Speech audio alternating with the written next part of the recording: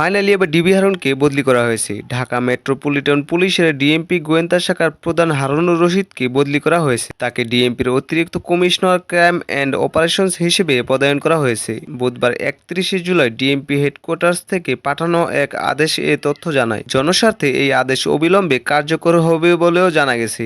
একই আদেশে হারুনুর রশিদ ছাড়াও আরও 2 জন কর্মকর্তাকে বদলি করা হয়েছে। ডিএমপির অতিরিক্ত commissioner logistic, finance and procurement Mohammad আশরাফুজ্জামানকে ডিএমপি গোয়েন্দা শাখার ডিবি প্রধান হিসেবে ও ডিএমপির অতিরিক্ত কমিশনার ডক্টর খন্দকার মহিদ উদ্দিনকে ডিএমপির অতিরিক্ত commissioner logistic and finance and procurement হিসেবে বদলি করা হয়েছে।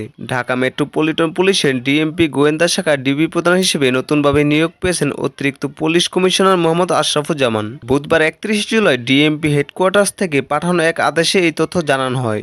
একই আদেশে ডিএমপির অতিরিক্ত কমিশনার হারুনুর রশিদকে ও খন্দকার মহিদ উদ্দিনকে বদলি করা হয়। এদের মধ্যে হারুনুর রশিদকে ক্রাইম অ্যান্ড অপারেশনস বিভাগে বদলি করা হয়েছে।